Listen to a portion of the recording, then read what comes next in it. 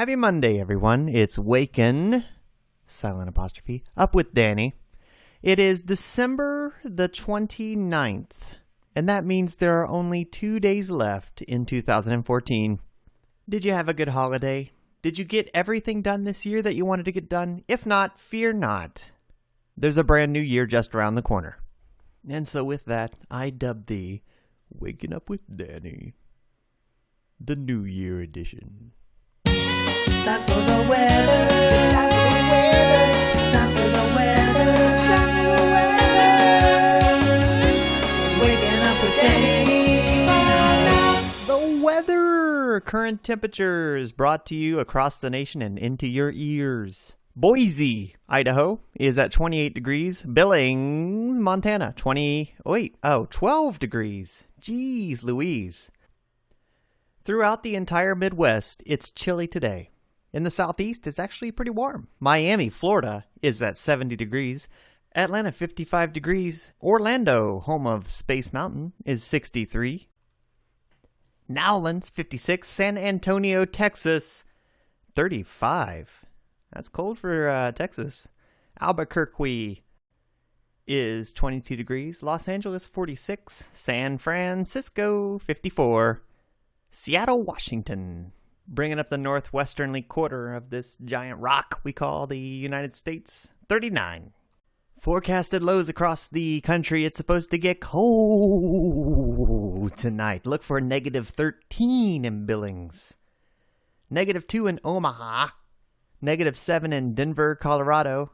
Miami, though, 67 tonight. You can go out there and have a margarita and hang out on your porch and just enjoy that unseasonably warm December evening. That sounds nice. Much of the country, however, will bring in 2015 with very cold weather as an Arctic air mass gobbles up more and more territory.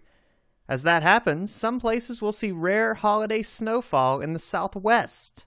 A strong shot of cold air will move into the northern plains and Rockies early this week. The below-average temperatures will push south and east to the southwest. Southern plains and the Midwest heading into the New Year's Eve. Much of the U.S. will see dry weather Wednesday. A few lake-effect snow showers are expected near the Great Lakes, and rain showers are possible in southern Florida. Winter storm Frona will slowly be moving through the southwest, bringing the potential for snow in the Mojave Desert, east to the Grand Canyon, including Las Vegas. Rain will be limited to the coast and low deserts of Southern California and into southern Arizona. A light wintry mix is possible over parts of the southern high plains.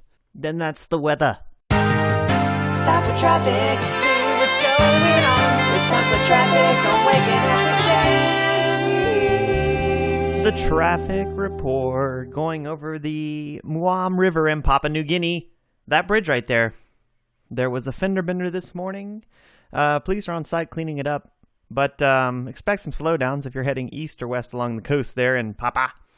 Back in Mother America. Typical traffic for a Monday morning. Across the country. In all your big cities. Congested. In the rural areas, though.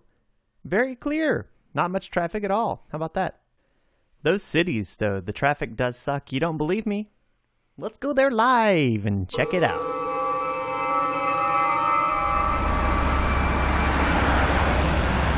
From the streets of New York City, there's cars everywhere.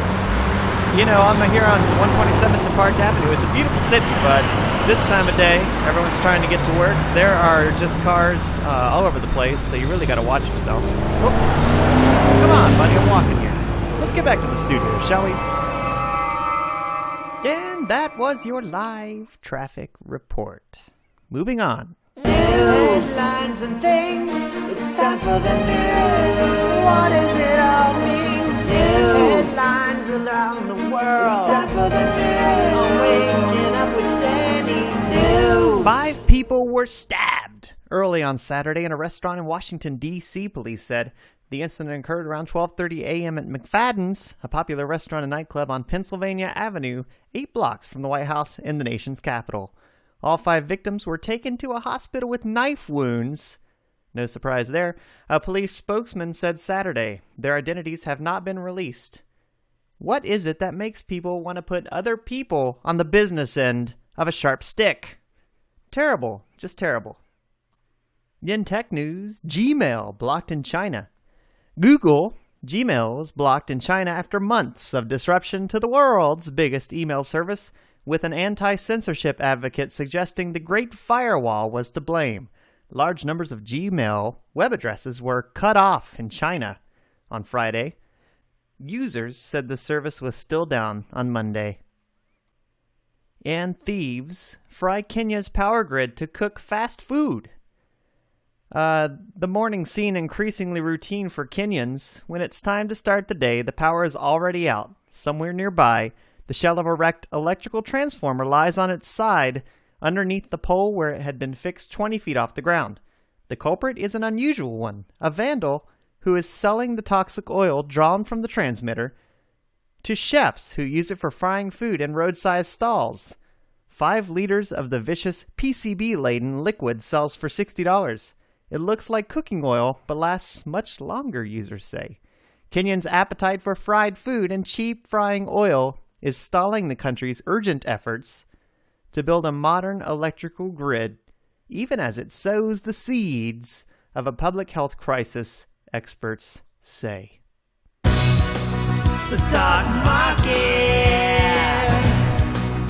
the Dow, the indexes, money's and money's and matters, money's and matters and money's and matters and money's and matters. Where are your investments today?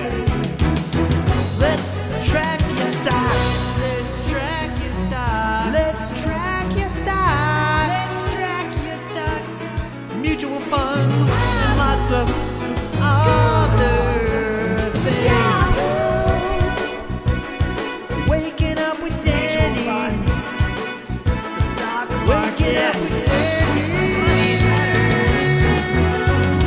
Money, stocks, investments, and mutual funds. Money, stocks, investments, and mutual funds. Waking up with Danny. The stock market. The Dow closed last at 18,053.71. That was up 0.13% from the day before. The S&P 500 also closed up 0.33%. The DAX up also 0.70%. Movers and shakers, Apple closed the day on Friday up 1.77% to close at 113.99. The U.S. index futures, the stock index futures, were little changed after a rally that drove the Standard & Poor's 500 index to its 52nd record close in 2014. Outlook for the week: Wall Street set for a breather after record gains. The U.S. stock index futures signaled a softer open on Monday, with stocks in Europe trading lower after a third-round election in Greece failed to secure a new president. Today in history, a lot of things have happened. Maybe a man flew to the moon. Maybe a baby was saved by a baboon.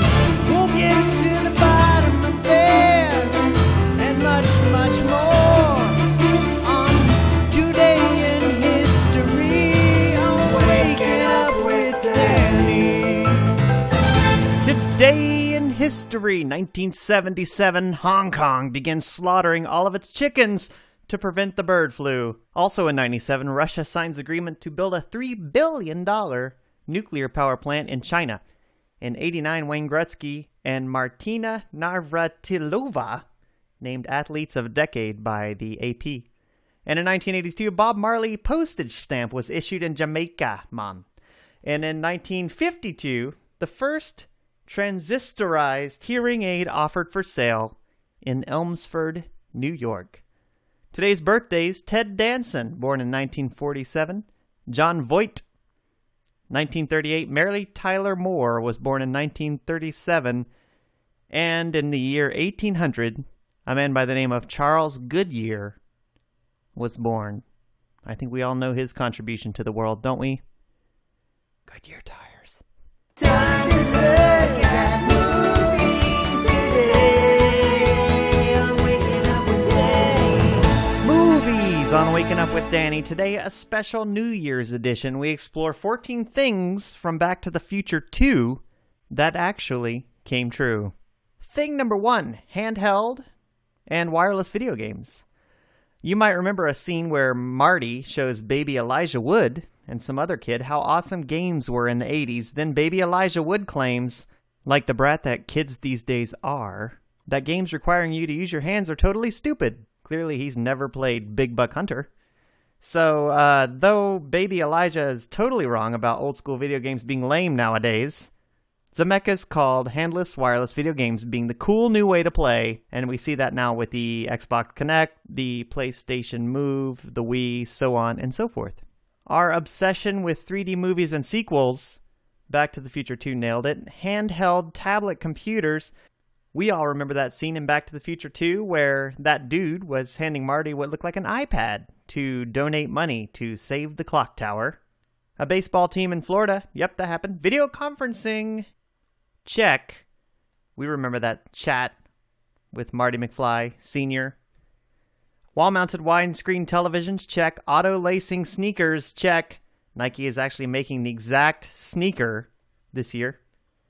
Being consumed with personal electronics. We remember that scene at the dining room table with the children. Electronics strapped to their faces. Very foretelling indeed. Multiple TV channels at the same time. Check. Hoverboards. Check. Hendo hoverboards. Check it out. There was a Kickstarter to develop a real hoverboard. And they made this thing. Go to YouTube. Check out Hendo hoverboard. It's real, right on schedule for 2015. Time for the quote. Today's quote to you comes from Stephen McCraney, who says, quote, "The master has failed more times than the beginner has even tried." End quote. And the word of the day, pre-buttal. It's a noun, an argument in anticipation of a criticism, a preemptive rebuttal. Here's an example. I knew he was going to say that, so I gave my pre-buttal right away. And you know you gotta learn something today. Make your life better. The more you know, the more you know. You'll make your life better. And you know you gotta learn something today. You make your life better. And the more you know, the more you know. You'll make your life better. Today I learned. You'll make your life better. Today I learned. You'll make your life better. Today I learned. The more you know, the more you know.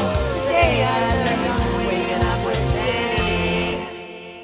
London cars move no faster than chickens. Despite the congestion change, traffic in central London moves at just 10 miles per hour, the same speed as horse-drawn carriages a century ago. Average traffic speed has improved by only 1.5 miles per hour since the toll's introduction in 2003. That means cars in central London now travel at the speed of running chickens instead of a running house mouse. Just after the charge was brought in, traffic speed rose from 8.5 miles per hour to 11 miles per hour, cutting journey times by 15%. But when measured last year, the speed, including the queuing at junctions, has come down to 10 miles per hour. Now, traffic jams are not new in London. The 17th century diarist Samuel Pepys twice recorded being stuck in a horse and carriage jam. A horse and carriage jam. Food for thought while you make that commute today. Again, that's going to do it for this episode of Waking Up with Danny. Join me next year, 2015. A fresh 52 new episodes just around the corner. We'll kick it off with episode 4.